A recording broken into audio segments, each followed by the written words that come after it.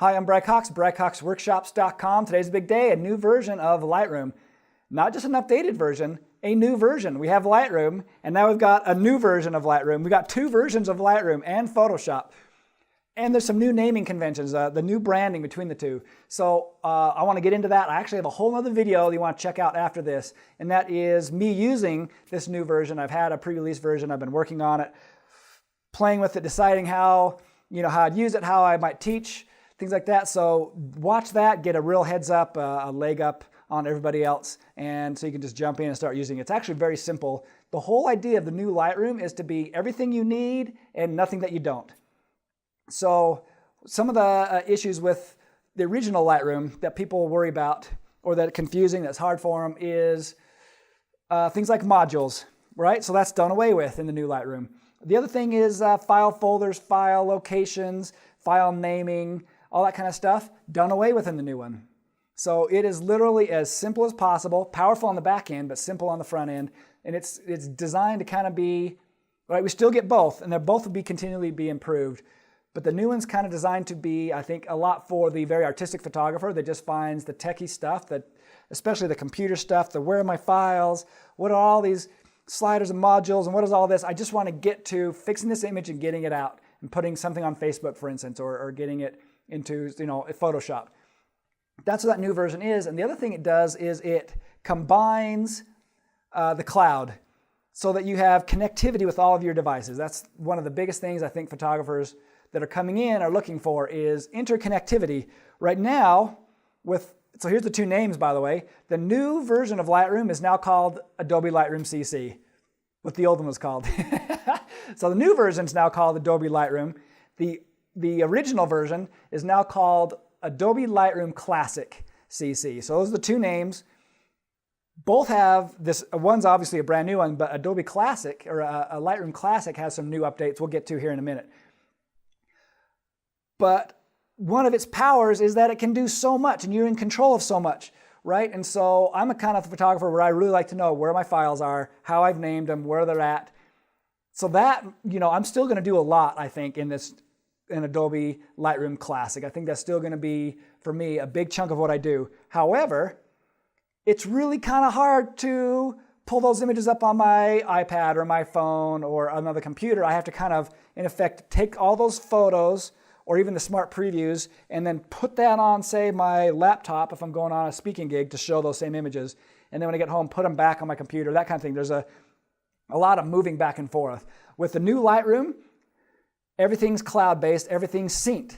So what that means is if I have a photo shoot, a wedding, or a family shoot, and I stick it in my computer and I uploaded it into Lightroom, it just appears on all of my devices. I can pull out my phone, and on Lightroom Mobile, I can see it. I can pull out my iPad, I can see them. The sliders are the same. They're organized the same. I can go to my desktop, it pops up. It all connects. So that brings up a couple things. One, the simplicity of everything working together, of it all. Right, you don't have to worry about where your files are. It just all goes up to the cloud and it just disseminates down to your computers. And if I adjust a slider in one, it affects across my devices that same effect, the same slider, the same adjustment. It just goes across to all my other images. The other thing is if I want to access those images across devices. But the other thing is too then, is now I need more. Possibly, depends on how many images you're uploading. You might need some more disk space with your Adobe Creative Cloud subscription. So right now you get a certain amount, but depending on how much you're putting up there, you may need to upgrade that a little bit. And so there's some new tiered pricing based on cloud space for that.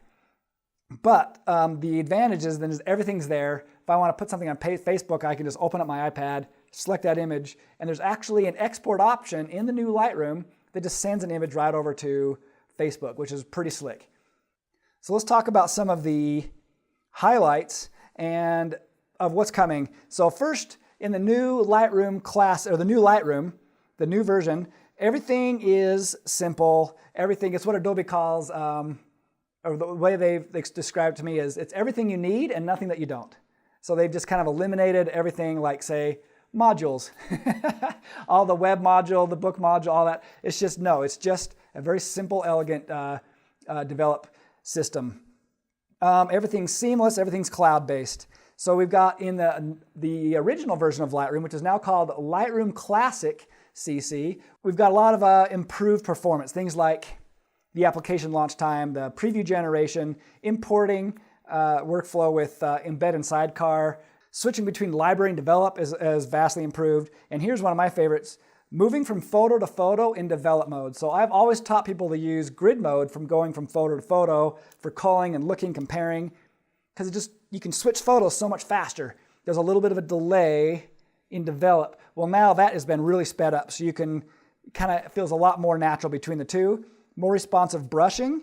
There's also a new control called range masking, and the idea of this is to give you more precise control over tone and color, over local adjustments. So all of your things like radial gradient filter, all that kind of stuff now has this new tool called range masking. So some great things coming in Lightroom Classic and the new name, Lightroom Classic. Both are going to continually be upgraded. It's not just one or the other.